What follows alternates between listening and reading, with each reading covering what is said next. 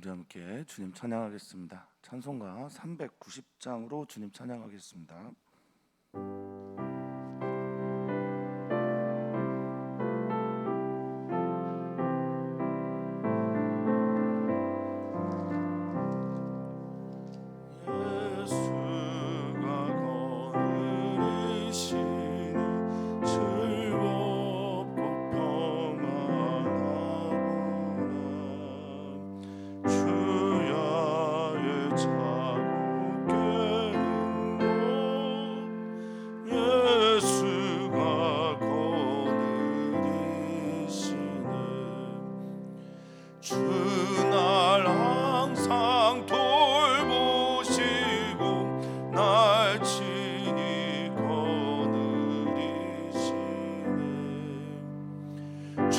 날 항상 돌보시고 날 친히 거느리시네.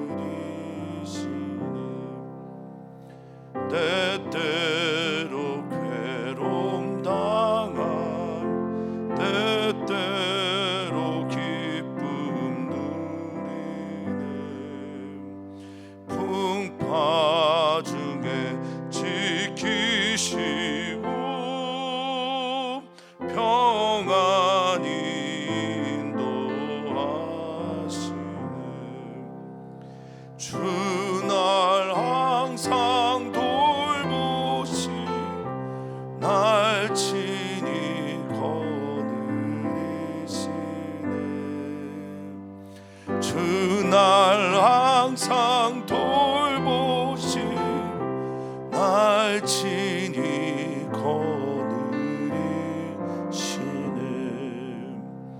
내 주의 손을 붙잡고 천국에 올라가겠네. 괴로우나 즐거우나 예수가 거느리시네. 주 날 항상 돌보시고 날 친히 거느리시네. 주 날 항상 돌보시고 날 친히 거느리시네. 이 세상 이별할 때 마귀의 권세 이기네. 전국에 가는 그 길도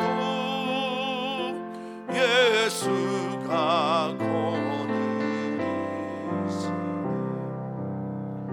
주 날 항상 돌보시고 날 친히 거느리시네. 주 날 항상 돌보시고 날 친히 거느리시네.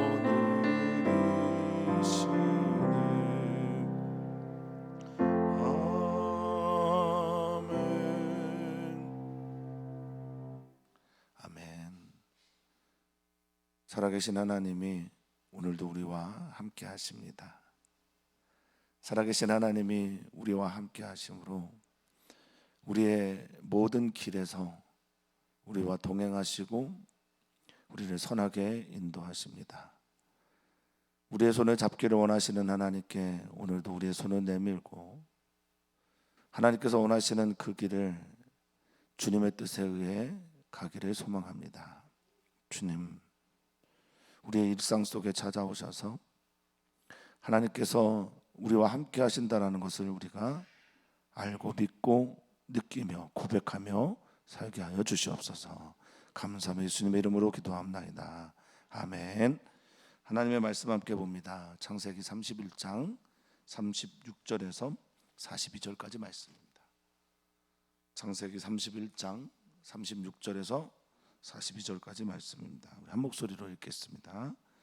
야곱이 노하여 라반을 책망할세 야곱이 라반에게 대답하여 이르되 내 허물이 무엇이니까 무슨 죄가 있기에 외삼촌께서 내 뒤를 급히 추적하나이까. 외삼촌께서 내 물건을 다 뒤져보셨으니 외삼촌의 집안 물건 중에서 무엇을 찾아내었나이까. 여기 내 형제와 외삼촌의 형제 앞에 그것을 두고 우리 둘 사이에 판단하게 하소서.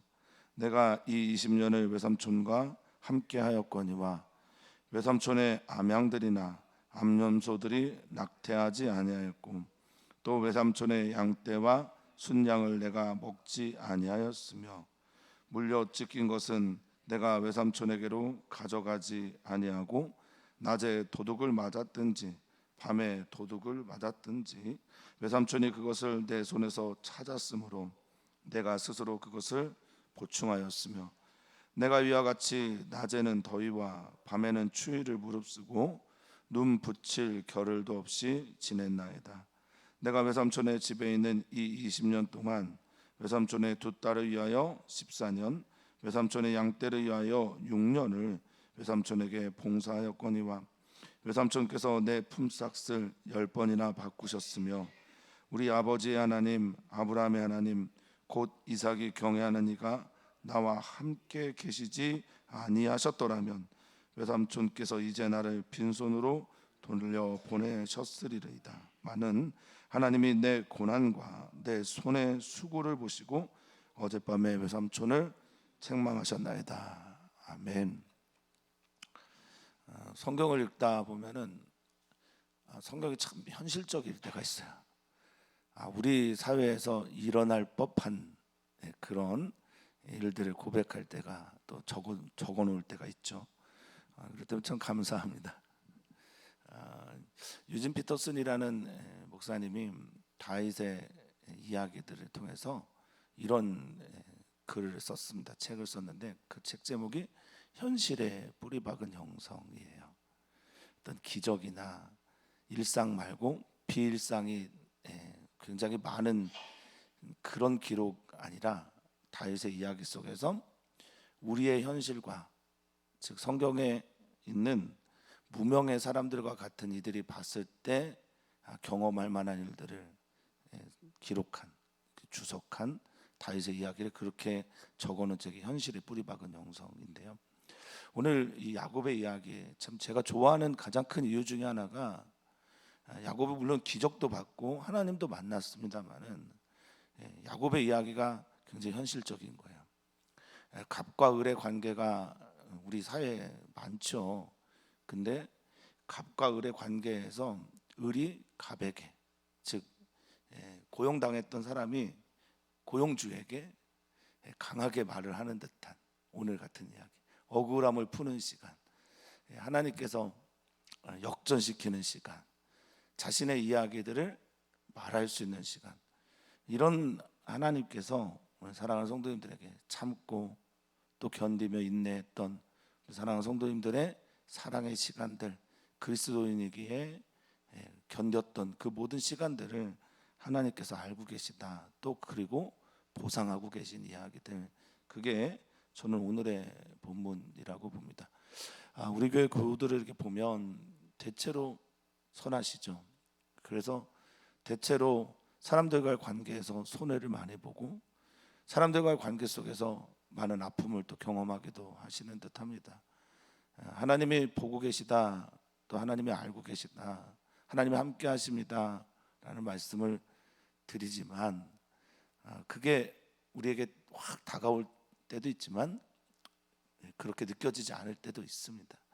오늘 야곱의 이야기 속에 하나님이 함께 하셔서 야곱이 역전시키고 이제 오히려 라반에게 강하게 말하는 오늘의 이야기, 하나님 나라 약자를 더욱더 사랑하시는 하나님의 이야기, 하나님 나라 이야기가 오늘 우리들의 이야기가 되기를 소망합니다. 어떤 시인이 그런 시를 썼어요. 사랑이란 시를 쓰고 제목을 그렇게 쓰고 하나님은 편애하시는 하나님이라고. 하나님이 나를 더 사랑하시는 그런 사랑 말고 성경의 하나님은 약자를 편애하신대요. 고아와 과부와 나그네, 더 어렵고 힘든 사람들을 사랑하신답니다. 그래서 하나님이 편애하시는 하나님이라고 그렇게 기록을 했더라고요. 사랑의 하나님이 특별히 힘들어하고 외로워하고 지쳐하고 또 이 세계 속에서 갈 길을 잃어버리는 우리 사랑하는 성도님들 계시다면 하나님의 편애, 하나님의 그 뜨거운 사랑을 맛보는 오늘 되시기를 축복하고 또 저도 그렇게 기도하겠습니다. 혹시 우리 사랑하는 선교사들 가운데 그런 이야기를 들으셨다면 그 선교사님 위해서도 많은 기도를 부탁을 드리겠습니다. 자, 오늘 이렇게 시작하죠. 야곱이 노함으로 오늘 본문이 시작되죠. 드라빔 찾았는데 찾지 못했고 물건 훔쳐간 거나 뭐 이런 것도 있었냐라고 해서 쫓아왔는데 그러는 것도 없었고, 그래서 이제 야곱이 노합니다. 분노합니다. 하라라고 하는 이 단어는 불나다라는 뜻이에요. 불타다. 그러니까 불타오른 겁니다. 기다렸다는 듯이 그동안에 참고 참았던 것들을 뿜어내는 시간이 있죠. 화를 낸다라고 하면 좀 마음도 상하고 감정에 좀 지치기도 하죠. 감정 소모가 분명히 있습니다. 근데 혼을 내는 듯한 그런 말들을 지금 야곱이 그의 갑이 되는 라반에게 말합니다. 불나서 화나서 책망을 합니다. 이 책망하다라는 단어가 레브라고 하는 히브리어가 썼는데 이 단어는 이제 다투다, 변론하다라는 뜻을 많이 써요. 법정에서 변론하다라고 할 때 많이 쓰는데 여기서는 책망하다라는 말로 쓰였습니다. 강하게 그를 혼내다 이런 뜻입니다. 야곱이 이제 말합니다. 내 허물이 도대체 뭡니까? 내 죄는 또 뭡니까? 여기 허물 앞에 있는 허물과 죄는 뭐 거의 의미가 비슷하지만 앞에 있는 허물은 페시아라는 단어 써서 이거 배신과 반역, 쿠데타 같이 배신과 반역, 폭동 등에 쓰여지는 말이 페시아입니다. 그러니까 내가 당신에게 반항한 일이냐, 내가 당신에게 배신한 게 있냐, 이제 자신감이 넘치죠. 성실하게 살았고 또 하나님이 자기 편이라는 확신이 있으니까 이렇게 말하나 봅니다. 무슨 죄가 있냐? 하타트라고 하는 말인데 이거는 길에서 떠났다. 하타라는 동사에서 온 겁니다. 그러니까 내가 당신에게 반항했냐, 배신했냐, 폭동을 일으켰냐, 내 죄가 뭐냐, 내가 당신이 말하는 그 길에서 벗어난 적이 있냐, 무슨 일 때문에 나를 이렇게 불같이 추격하고 있는 거냐, 내 뒤를 쫓았냐, 무슨 잘못을 했길래 내게 이렇게 행하고 계신 거냐라고 말합니다. 자, 30절엔 이어서 또 이렇게 말합니다. 외삼촌이 지금 물건 다 뒤져봤다. 이 뒤져보다라는 말이요, 마사시라고 하는 히브리어, 마사시라는 히브리어는 이게 시각장애인이 혹은 어두운 곳에서 사람들이 다 이렇게 샅샅이 손으로 만져가면서 더듬어가면서 찾을 때 이 마사시라는 단어를 써요. 그러니까 다 뒤져보다는 건 아주 샅샅이 찾아보고 뒤져봤다는 거거든요. 그래서 당신이 외삼촌이 이렇게 뒤져보고 샅샅이 더듬어서 찾아봤는데, 감지해봤는데, 다 만져봤는데 있었습니까? 이렇게 물어봅니다. 아주 강하죠. 지금 야곱은 몰라요. 라헬이 드라빔을 훔쳐간 걸 모르죠. 우리 이럴 때 많죠. 나도 모르게 흥분할 때 많죠. 그래서 이제 또 합니다. 여기 내 형제는 아마 아내와 자식들이겠죠. 형제, 그리고 길르앗 땅이니 이제 가나안 땅에 들어왔기 때문에 뭐 형제라고 표현했을 것이라 봅니다. 내 형제와 당신의 형제 친척들 사이에 두고 한번 판단해 봅시다. 이 판단합시다라는 단어가 이제 야크라는 히브리어인데요. 이 단어는 앞에 나서다라는 뜻입니다. 근데 기본적으로 앞에 나서다, 앞에 나서서 한번 봅시다. 또 다른 뜻은 이제 뭐 변론하다, 판단하다, 꾸짖다 이런 단어도 있습니다. 하나님께서 자주 쓰는 단어입니다. 하나님이 주어일 때, 하나님께서 우리보다 앞서 나오실 때, 하나님께서 우리보다 앞서실 때, 하나님께서 우리보다 먼저 나오실 때 이 단어가 많이 나옵니다. 하나님께서 먼저 논쟁하시고 하나님께서 앞서 살피시고 앞서 나올 때. 어쩌면 야곱이 이 단어를 썼을 때는 하나님께서 나와 함께 하셨고 먼저 하나님께서 라반을 책망하셨고, 그래서 이 단어를 썼는지도 모르겠습니다. 이 단어가 있다가 한 번 더 나오게 됩니다. 그때는 책망하다라는 뜻으로 우리는 번역을 해놨어요. 자, 그러면서 말합니다. 내가 20년을 당신이 얼마나 악덕업주였는지 시원하게 이제 야곱이 비판합니다. 내가 외삼촌과 함께하면서 이 20년 동안 함께하면서 암양 암염소가 낙태하지 않았습니다. 그러니까 새끼 뺀 암염소나 암양이 낙태를 한 적이 없습니다.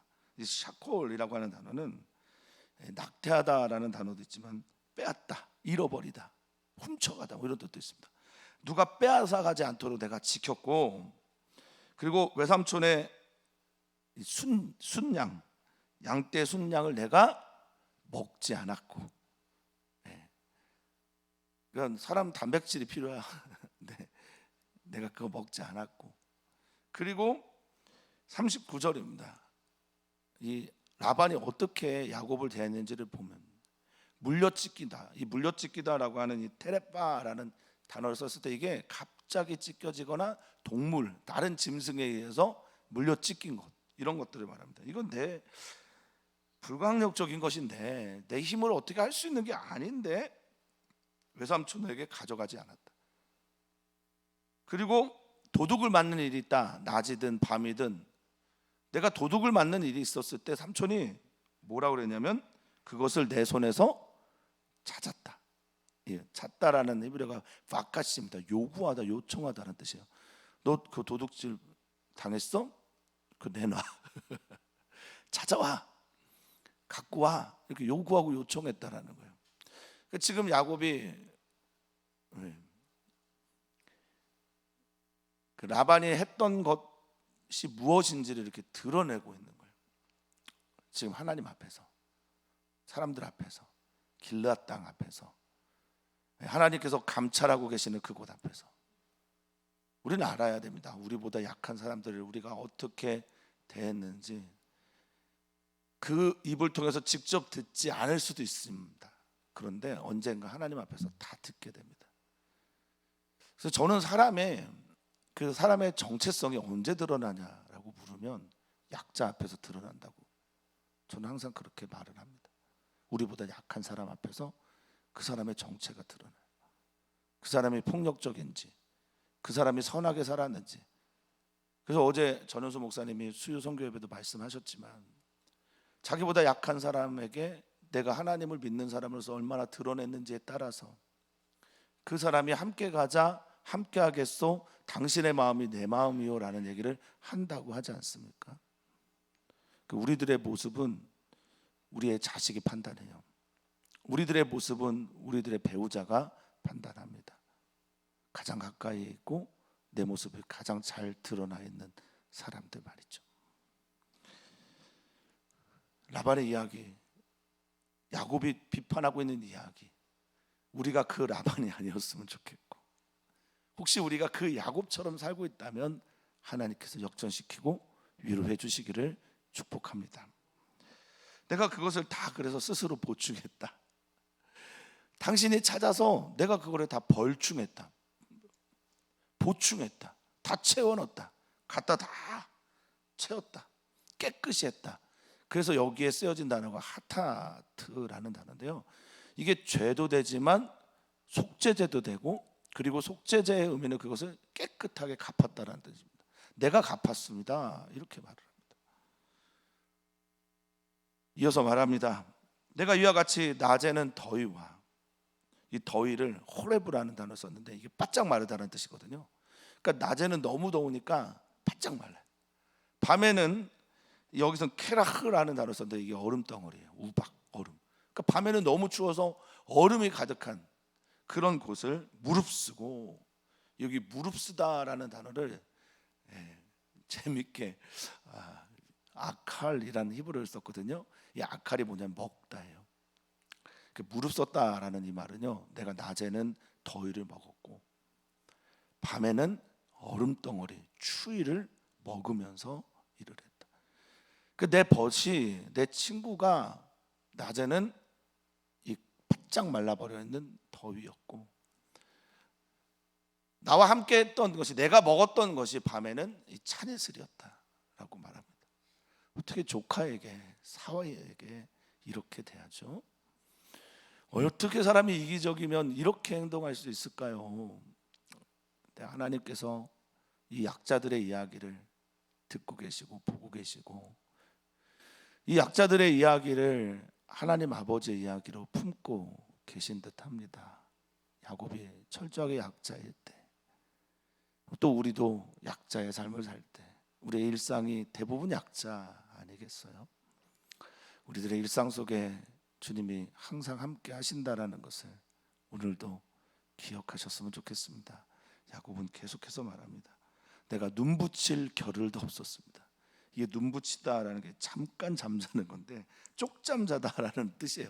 잠깐 자는데 자자마자 나는 일어나서 움직여야만 했습니다. 이게 내 삶입니다. 여기 지내다라고 하는 단어가 그렇게 보냈습니다라는 뜻에 가깝보다는 내가 그런 존재였습니다. 하야 동사를 쓰거든요. 내가 그랬습니다. 내가 그랬습니다. 내가 그렇게 살았습니다. 내 인생이 이것입니다 라고 강하게 말합니다. 야곱의 이야기가 절절해요. 이 야곱의 이야기가 자꾸 이 시대 속에 살아가고 있는 우리 아픔이 있는 사람들의 이야기를 자꾸 들려요. 사회적인 약자들, 독거노인들의 이야기들, 고독한 고독사를 경험하고 있는 이들, 한부모로 살아가고 있는 미혼모, 부모들, 외로운 이들, 다문화 사회에서 살고 있는 이주민들, 이주 노동자들의 이야기처럼 자꾸 들립니다. 우리 살아가는 성도님들이 정말 지금까지도 이 사회적인 버려진 약한 사람들에 대해서 뜨겁게 사랑하시지만, 혹시 그런 사람들 만나더라도 정말 편견 없이 사랑해 주시기를 주님의 이름으로 부탁을 드립니다.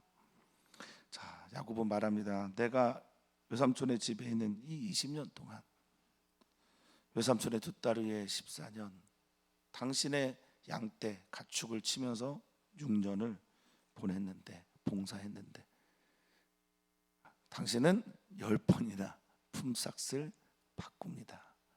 이 바꾸다라고 하는 단어가 할라프라는 히브리어인데 뒤집어 놓다라는 뜻이에요. 그러니까 손바닥 뒤집는 것처럼 자신이 원하는 방식으로 계속해서 뒤바꿨다라는 뜻입니다. 그러면서 야곱이 말합니다. 우리 아버지 하나님, 아브라함의 하나님, 곧 이삭이 경외하는 이가 나와 함께 계시지 아니하였더라. 내가 잘해서 내가 당신에게 이렇게 혼내는 게 아니에요. 역전은 하나님이 시키시고 위로도 하나님이 해주십니다. 그래서 저는 여기에서 나와 함께 계시지 아니하였더라면, 이 단어를 오늘 우리가 꼭 붙잡았으면 해요. 주님이 나와 함께 계시지 아니하였더라면 오늘 우리는 어떻게 됐을까? 나는 이 처절한 외로움들을 견뎌낼 수 있을까?